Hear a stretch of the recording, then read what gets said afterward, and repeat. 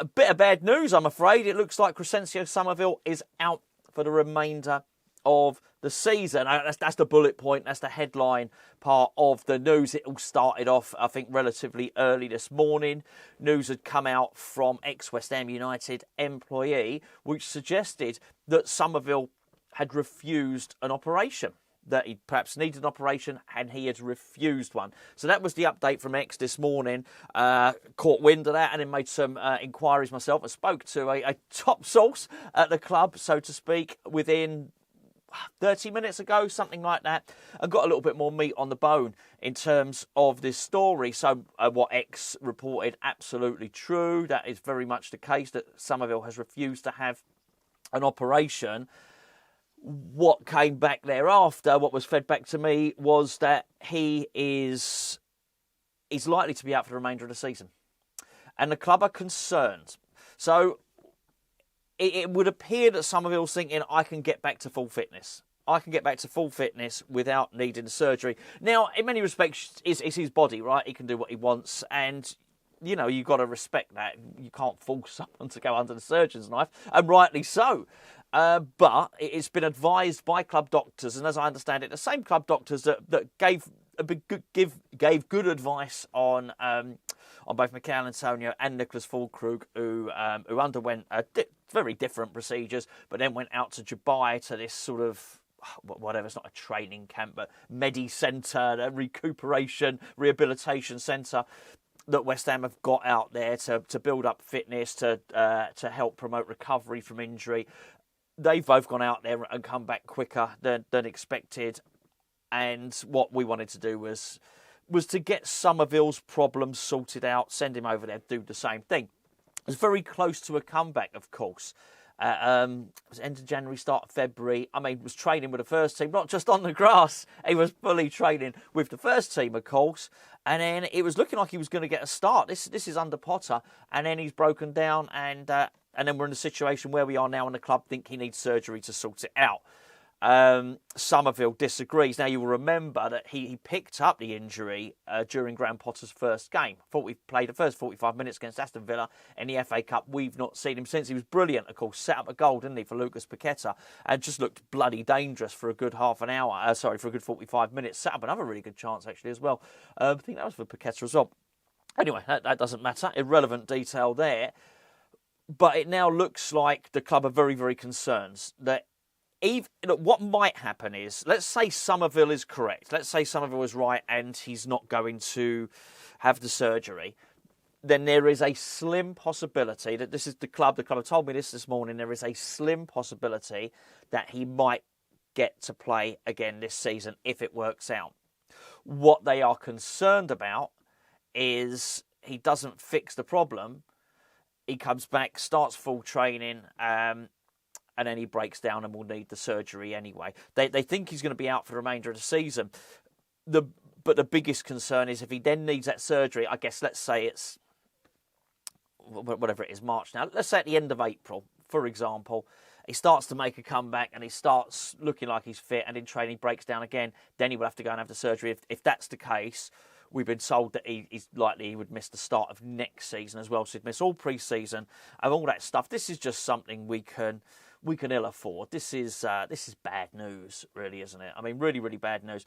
And I certainly, he's been dealt a bad hand there, Potter. That he really has. I think this would have been a really important player for him. And contrary to what some have suggested, I don't want Potter to leave. I think he needs time. He's going to need time, and I think it's important that West Ham give a manager time. That my thoughts on what Potter may or may not do next season are very different to what my thoughts on what Potter probably should be doing now, which will feed into something I want to talk about Luis Guilherme in just a second. But this is bad news. I was really looking forward to him coming back. You've got to feel a little bit sorry for Summerville himself. It's hard to look at this and think, well, is Summerville right or the club right? We don't know. I mean, we will only really know in the fullness of time, won't we? Who's got this one right? I just know we're being denied a really good player who was never fully trusted under Lopetegui. And I know we don't have much evidence. We've got 45 minutes worth of evidence, but I suspect it looked like Potter chucked him straight into the team. He straight away. I know Bowen was injured at the time. I suspect we wouldn't be playing with just 2 attackers now if Summerville was fit. I like to. That's me being positive. I like to think that. I like to think we would. So I think he's a bloody good player, skillful player. He's fast. We're so slow. We are so slow. And lacking in technique that just would have been nice, really, wouldn't it? Talking about pace, somebody has been labelled as fast as Kylian Mbappe. Can't get into the team. Luis Guilherme. Before I do, can I please point in the direction of today's video sponsor, which is Surfshark. What's Surfshark? It's a VPN. What's a VPN? Well, it's the way you're going to be able to protect the device you are watching this video on, unless you're in the cinema. You're not. Nobody's watching this in the cinema. That's too big a version of me. That's for bloody sure. Watch it on a very, very small phone. You can protect all your devices, basically. Let's say, for example, you are out and you are using a public Wi-Fi and then you want to use your internet banking. You've got to protect yourself on that. Internet banking, so much of everything you do is on your phone these days. There are passwords, there are all manner of things you don't want people to get hold of. If you are out in a public domain, then you are not protected. Technically, you're probably not fully protected at home, because when you sign up for your broadband, whoever your broadband provider are, you actually give them permission to look. Now, they probably don't, but if they can technically gain access to your data, then what's to stop them getting hacked? Well, I'll tell you what's to stop yourself getting hacked, and that is a VPN. We've got 4 months free, which you can use by clicking the promo code below, or just go to surfshark.com/hammerschat. The discount code is hammerschat, all one word. 30-day money back guarantee. Get yourself protected. Even if you don't use Surfshark, use a VPN. Use a VPN. It's really, really good, and it also enables you to get some pretty damn good content if you're overseas, or you can change your location, basically. Go and check it out. Have a read up. Have a look. Luis Guilherme. Right. I'm a little bit puzzled by this. I really am. I know I did a video a few days ago saying that West Ham had turned down a £20 million offer from Flamenco for our money back. Would you given us our money back on somebody that, well, it wasn't fancied by Lopetegui, and despite what's being said, see, words and actions don't marry up. Probably not fancied by Potter either. I am... We have played worse. West Ham have played worse than we played under Newcastle. We've played worse this season. We've had worse results, worse performances. I can't think of too many that have annoyed me as much. So it's Wednesday now, and we played on Monday, and I'm still annoyed about it.